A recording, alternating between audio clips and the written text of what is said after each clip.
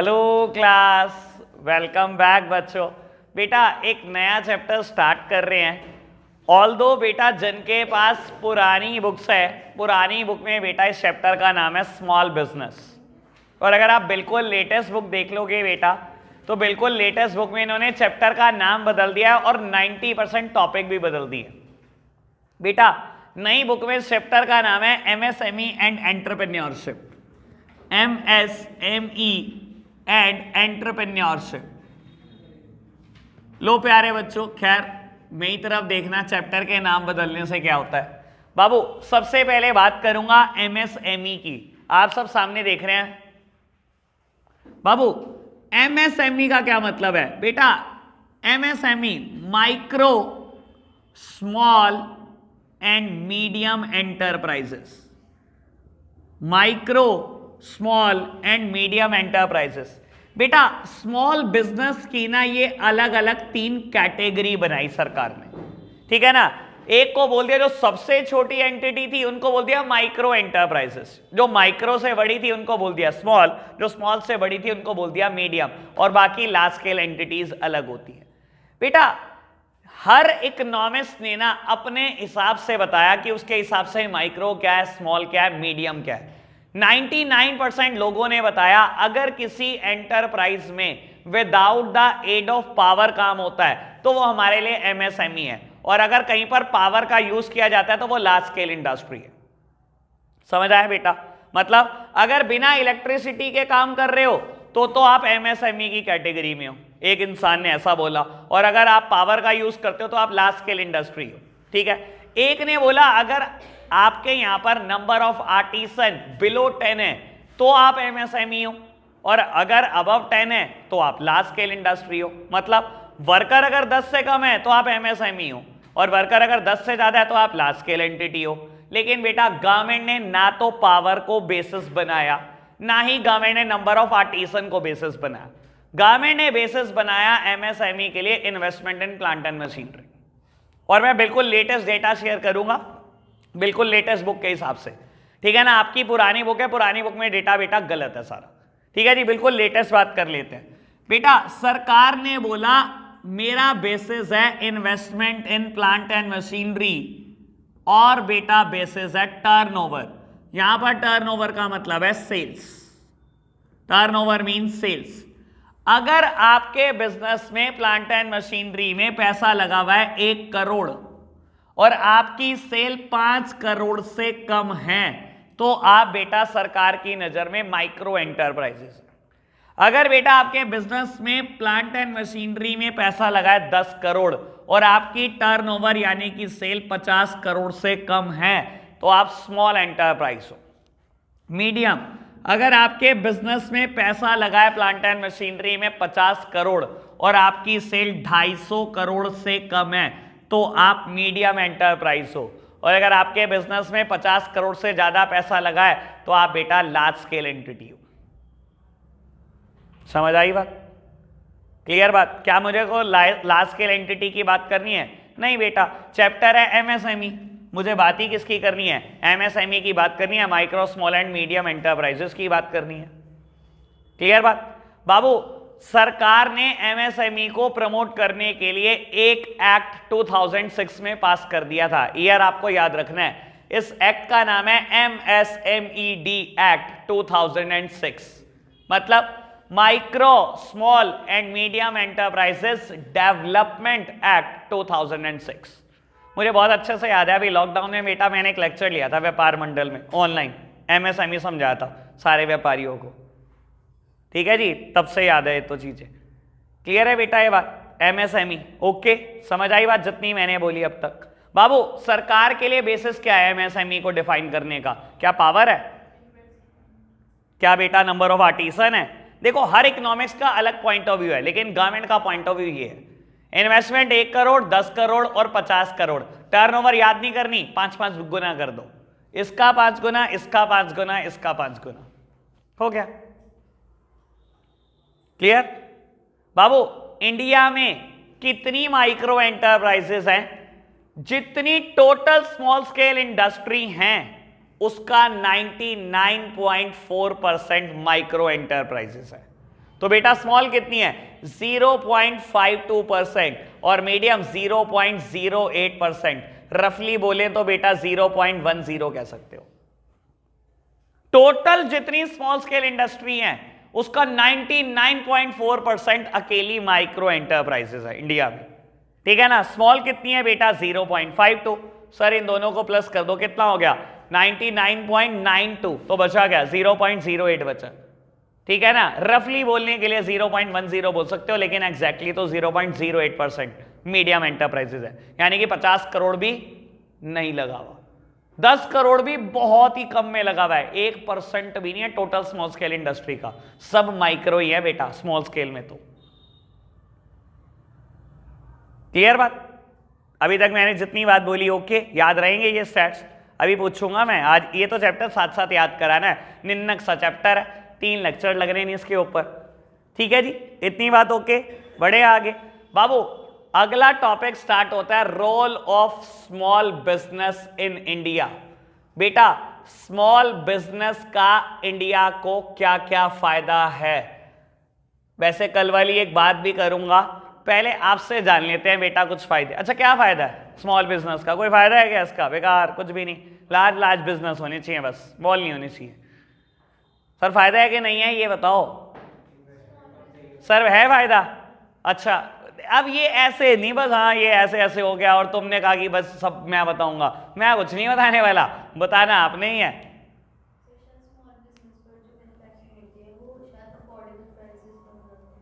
शायद नहीं पक्का, हाँ अफोर्डेबल, मैं बताऊंगा क्यों। हाँ सर, हाँ पैसे भी बहुत कम लगते हैं, सबसे अच्छी बात। और हाँ जी क्या कह रही नहीं, बोला तो नहीं था कुछ है ना, अरे बोला तो था तूने, ऐसा तो हो नहीं सकता। लोग है बेटा 5-6 मुद्दे टच करेंगे रोल जानने के लिए कि स्मॉल बिजनेस का क्या रोल है बेटा इंडिया में। सबसे पहली और सबसे काम की बात balance regional development, balance regional development. बेटा देखो एक बात समझना बहुत आराम से, आज आप कहोगे बेटा एक इंसान के पास 100-200 करोड़ रुपए और वो बेटा एक लार्ज स्केल एंटिटी लगाना चाहता है, ऑब्वियस बात है बेटा अगर 100-200 करोड़ लगाएगा तो बेटा एमएसएमई से बाहर है वो। सर एमएसएमई में तो मैक्सिमम 50 करोड़ है बाबू, एक इंसान 100-200 करोड़ लगाना चाहता है, लार्ज स्केल एंटिटी सेटअप करना चाहता है, आपको क्या लगता है वो किसी गांव को चूज करेगा? मानते हो ना ये बात, वो कभी किसी गांव को चूज नहीं करेगा बेटा, किसी शहर को चूज करेगा, उसका इंडस्ट्रियल एरिया पकड़ेगा, नहीं तो बेटा किसी शहर के आउटस्कर्ट में जाएगा, गांव तक वो लेकर नहीं जाएगा बेटा अपनी एंटरप्राइज को। कोई नहीं चाहता बेटा किसी ऐसे गांव में जाकर आप इंडस्ट्री सेटअप कर दो जहां इंफ्रा ही प्रॉपर नहीं है, जहां एक ट्रक नहीं जाता, एक ट्रक जाने लगता है बेटा धस जाता है, बार बार क्रेन बुला के ट्रक निकालना पड़ता है। कोई ऐसी जगह पर एंटिटी सेटअप करना चाहेगा? नहीं बेटा। देखो लार्ज स्केल एंटिटी क्या करती है बेटा, रीजनल डिस्पैरिटी क्रिएट करती है इकोनॉमी में। रीजनल डिस्पैरिटी समझते हो बेटा, लार्ज स्केल एंटिटी की वजह से क्या हो रहा है बेटा, मेट्रोपॉलिटन सिटी और तरक्की करी जा रही है, शहर और तरक्की करी जा रहे हैं और बैकवर्ड एरियाज और बैकवर्ड होते चले जा रहे हैं, क्योंकि बेटा सारी large scale entity metropolitan city के आउटस्कर्ट में है या मेट्रोपॉलिटन सिटी के इंडस्ट्रियल एरिया में। नोएडा पूरा इंडस्ट्रियल एरिया भरा पड़ा, गाजियाबाद पूरा इंडस्ट्रियल एरिया भरा पड़ा, चेन्नई हैदराबाद पुणे पूरा इंडस्ट्रियल एरिया भरा पड़ा। सर सारे शहरों का इंडस्ट्रियल एरिया फुल है, what about backward area? Sir industry के नाम पर एक इंडस्ट्री नहीं दिखाई देती। तो आप क्या कर रहे हो बेटा, आप रीजनल वाइज डिस्पैरिटी क्रिएट कर रहे हो, भला हो स्मॉल स्केल इंडस्ट्री का। सर स्मॉल स्केल इंडस्ट्री ना बेटा बैलेंस रीजनल डेवलपमेंट करती है और 99% स्मॉल स्केल इंडस्ट्रीज, जितनी छोटी इंडस्ट्रीज होती हैं बेटा गांव में होती हैं, तो पूरी तरीके से कोशिश करती है बेटा देश का हर रीजन इक्वली डेवलप हो, बैलेंस रीजनल डेवलपमेंट। और आपको बता देता हूं हमारे देश में 95% स्मॉल स्केल इंडस्ट्रीज हैं, बस 5% बेटा लार्ज स्केल इंडस्ट्री है, टोटल इंडस्ट्री का बस 5%, बाकी 95% स्मॉल स्केल इंडस्ट्री है। इनकी वजह से बेटा बैलेंस रीजनल डेवलपमेंट है। लार्ज स्केल इंडस्ट्रीज तो बेटा खत्म कर देंगी देश को। समझ आई बात? जितनी बात बोली मैंने अभी तक कोई दिक्कत तो नहीं। बेटा सेकंड वन बहुत काम की बात जो हार्दिक ने बोली। बेटा हार्दिक ने एक बात बोली कि इसमें ना इन्वेस्टमेंट बड़ा कम लगता है। बाबू कल मैंने कैपिटल इंटेंसिव और लेबर इंटेंसिव की बात शुरू करी थी थोड़ी सी, याद है आपको? वहीं से मुद्दा टच कर रहा हूं। बेटा generally small scale industries are labour intensive. Labour intensive का मतलब समझते हो? स्मॉल स्केल इंडस्ट्री है बेटा, वो छोटी इंडस्ट्री इसलिए है बेटा क्योंकि उसके पास पैसा ही नहीं है लगाने को। एक इंसान के पास पैसा ही 10 लाख है लगाने को, तो बेटा वो 10 लाख की मशीनरी लेकर आता है लेकिन 20 लेबर को नौकरी दे देता है। Small scale industry labour intensive होती है। आपको बता देता हूं बेटा, small scale industries second largest employer हैं आफ्टर एग्रीकल्चर। एग्रीकल्चर के बाद जो सबसे ज्यादा जॉब क्रिएशन होता है बेटा वो स्मॉल स्केल इंडस्ट्रीज में होता है। देखो लार्ज स्केल इंडस्ट्री का एक गुण बता देता हूं। लार्ज स्केल इंडस्ट्री में आप 1 करोड़ लगाओगे, ये सिर्फ 2 लेबर को नौकरी देगा, यानी कि बेटा 50 लाख लगाने पर 1 एम्प्लॉयमेंट अपॉर्चुनिटी जनरेट होती है। और यहां सर स्मॉल स्केल 10 लाख लगाती है, 10 लोगों को नौकरी देती है, यानी कि हर 1 लाख पे 1 नौकरी है। समझ सकते हो बेटा हमारा देश क्या चाहता होगा? हमारी एक ऐसी इकोनॉमी है बेटा जो लेबर सरप्लस इकोनॉमी है, जो कैपिटल डेफिशिएंट इकोनॉमी है। कल बोला था ना बेटा, इंडियन इकोनॉमी की कैरेक्टरिस्टिक क्या है बेटा? लेबर सरप्लस इकोनॉमी, लेबर भर भर के है बेटा। 27-28 करोड़ लोग अनएम्प्लॉयड है, इतनी लेबर भर के है, और कैपिटल डेफिशिएंट इकोनॉमी है, कैपिटल है नहीं किसी के पास। तो हमारे लिए अच्छा क्या है? हमारे लिए बेटा ऑब्वियस बात है स्मॉल स्केल इंडस्ट्रीज अच्छी हैं, जो बहुत कम पैसे लगाती है बेटा, बहुत ज्यादा नौकरियां जनरेट करती हैं। लार्ज स्केल इंडस्ट्री में पैसा बहुत लगता है, नौकरियां तो जनरेट होती नहीं बेटा। हमारे देश के लिए ये कभी अच्छी हो नहीं सकती। समझ आई बात?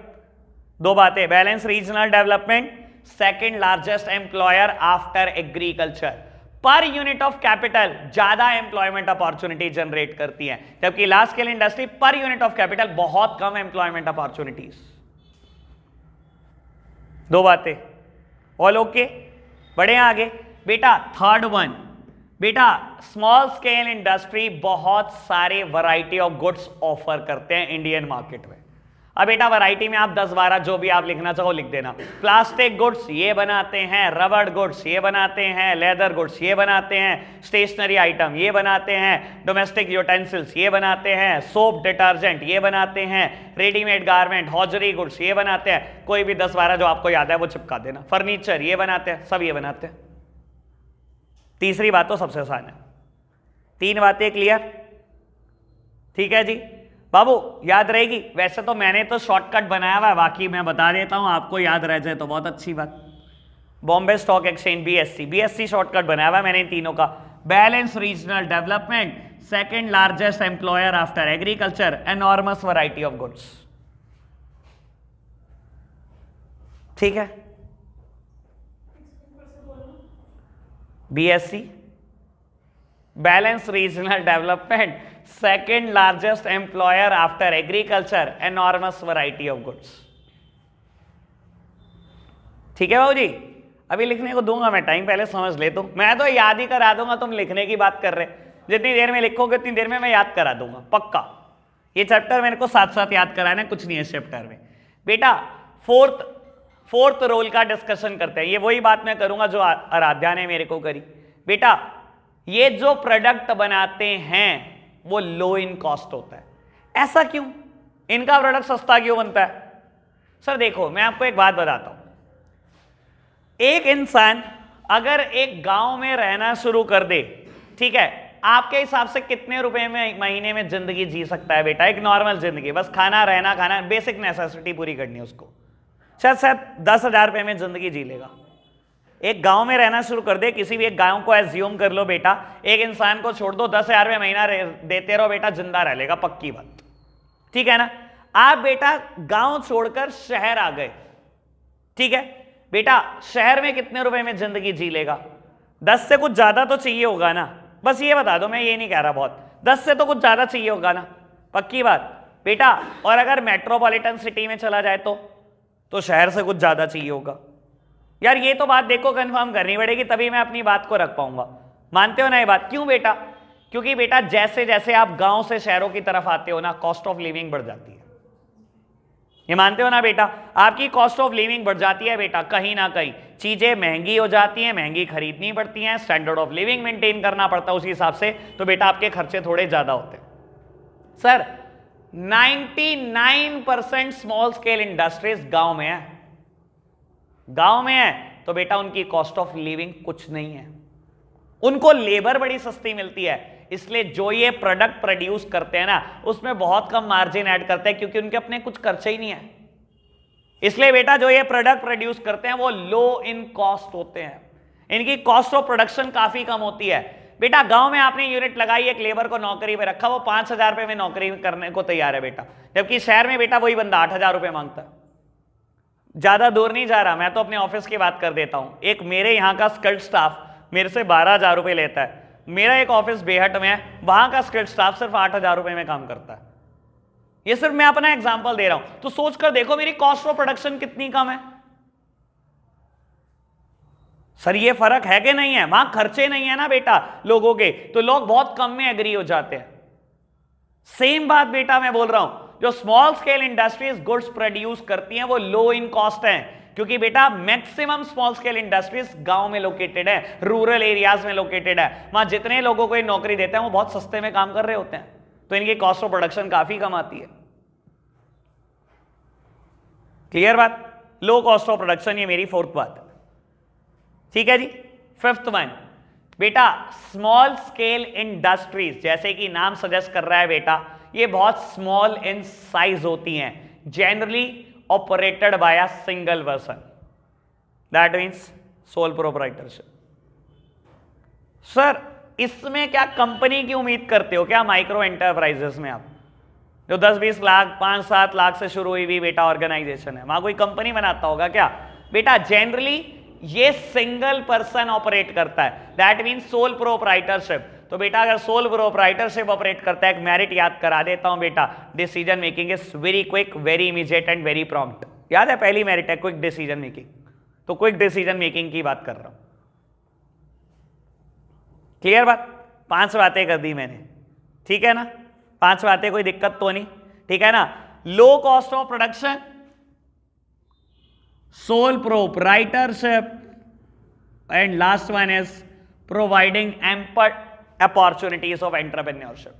देखो बेटा एक गांव का पर्सन, उसने क्या करा, एक इंडस्ट्री लगा दी, कुछ भी समझ लो बेटा, चूड़ियां बनाने की, ठीक है ना, उसको उसकी समझती बेटा इंडस्ट्री लगा दी, कितने रुपए लगाकर? 1 लाख रुपए, एक भट्टी लगाई बेटा, 1 लाख रुपए में सारा धंधा शुरू कर दिया बेटा। उसके अंदर उसको यह भी नहीं पता था कि उसके अंदर एंटरप्रेन्योरशिप के भी स्किल है, क्या वो कभी जिंदगी में एंटरप्रेन्योर भी बन सकता है? बेटा आपको small scale industries ample opportunity देती हैं एंटरप्रेन्योरशिप की, और कई बार आपके अंदर एक स्किल होता है, आपको पता नहीं होता, आपकी हिडन क्वालिटीज खुद से निकल के बाहर आ जाती है। अच्छा मैं इतना अच्छा प्रोडक्शन कर सकता हूं, मुझे तो पता ही था, अच्छा मेरी मार्केटिंग इतनी अच्छी है, मुझे क्या पता था बेटा।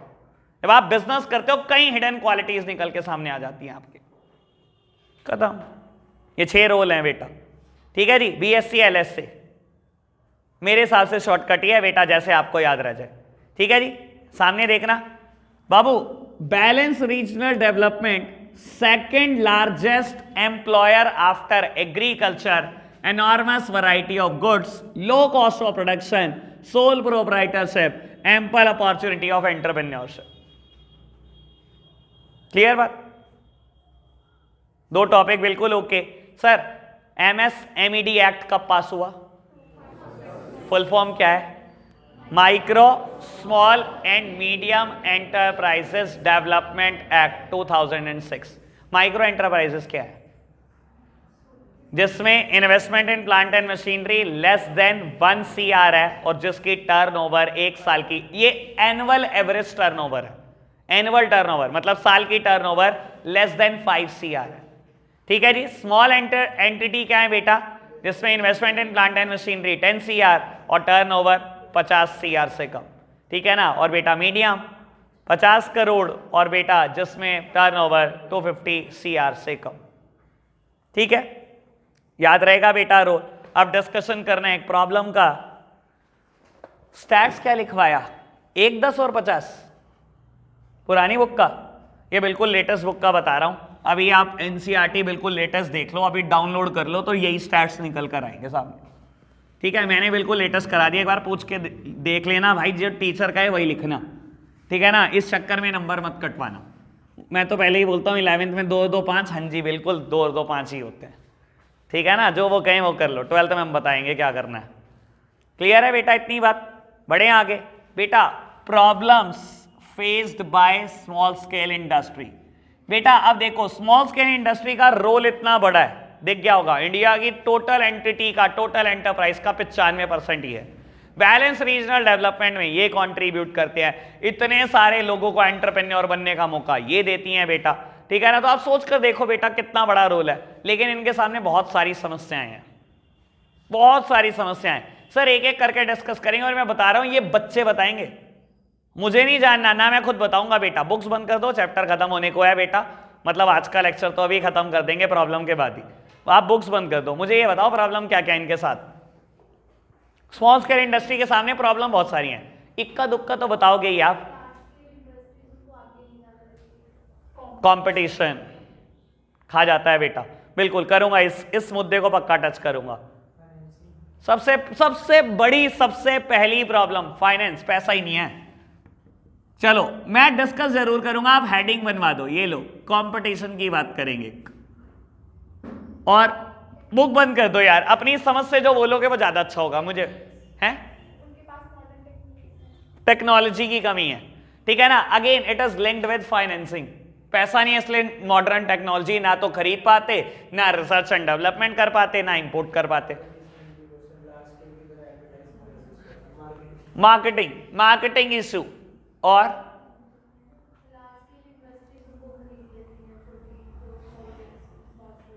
बिल्कुल खरीद लेती है, अगेन एक मेजर प्रॉब्लम है। बायजूस ने खरीद लिया आकाश को, कितने रुपए में?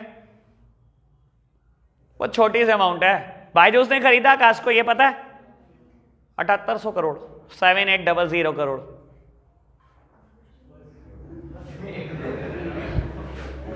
सर देखो पता है क्या है, आपके लिए अमाउंट बहुत बड़ी होगी, बहुत बड़ी होगी आपके लिए, लेकिन यकीन मानना बायजूस आकाश की वजह से इतने पैसे एक साल में पूरा कर सकता है। आपको पता है साइंस साइड की पढ़ाई बहुत महंगी है, आगे बढ़ो तो सही। आपके दोस्त यार जो पैसा लगाएंगे बेटा, आप कुछ भी नहीं लगाओगे। ठीक है ना, मैं अपना हमेशा एग्जांपल देता हूं। मेरा एक फ्रेंड 10th क्लास में साइंस साइड का टॉपर, मैं कॉमर्स साइड का टॉपर, हमें यूपी बोर्ड से था, हमारे पास 9th 10th में चॉइस होती थी। मेरा खुद का दोस्त वो साइंस साइड का टॉपर, मैं कॉमर्स साइड का टॉपर, सेम स्कूल।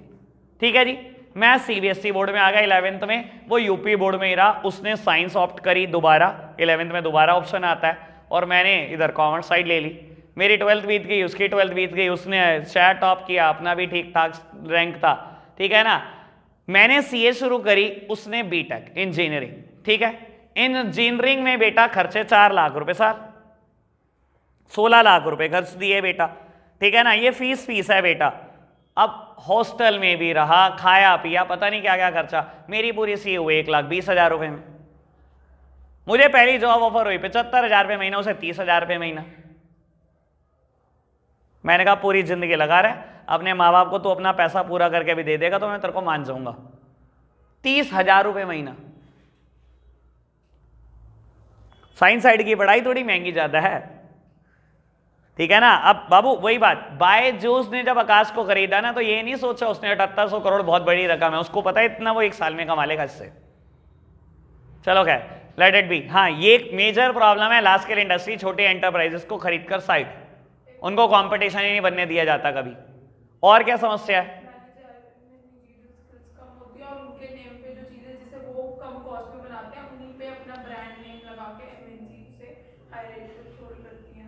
ऐसा होता है, पता है आपको?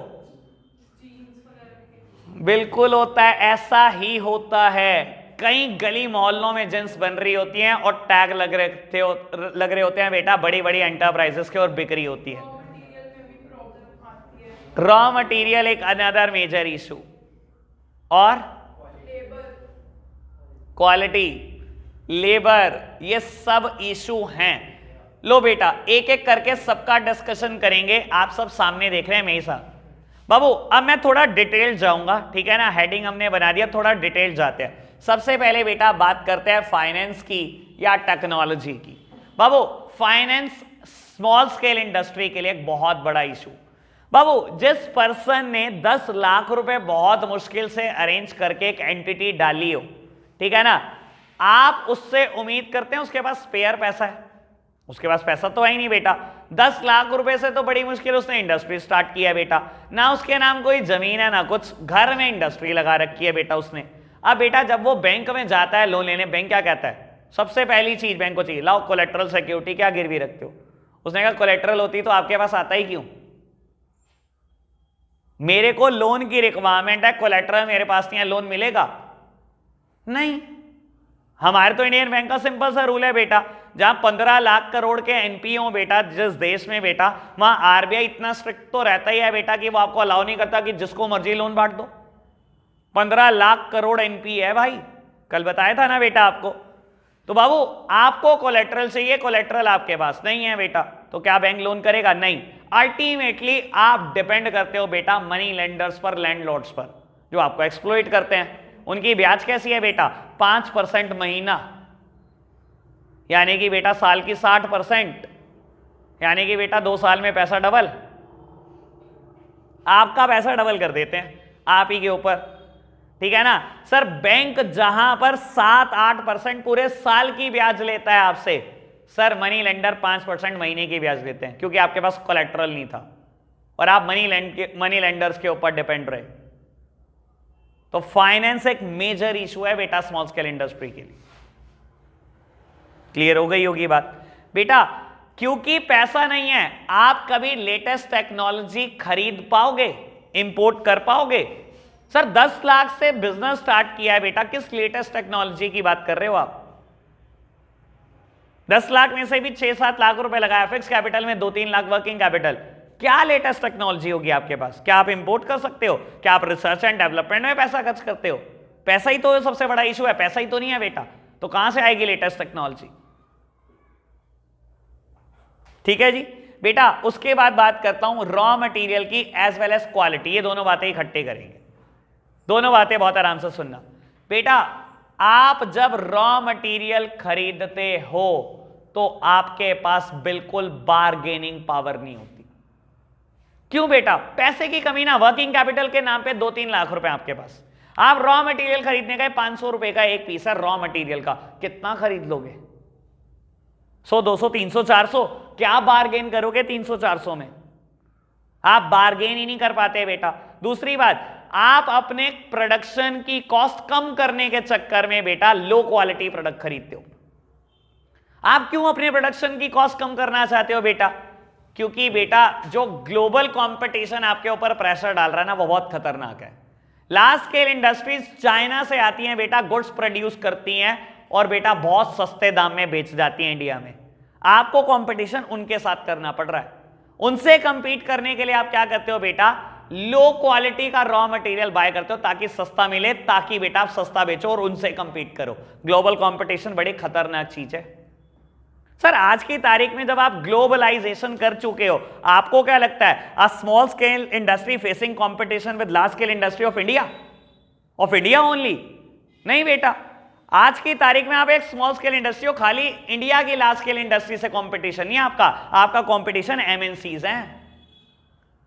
और MNCs is characterised with having huge financial outlay.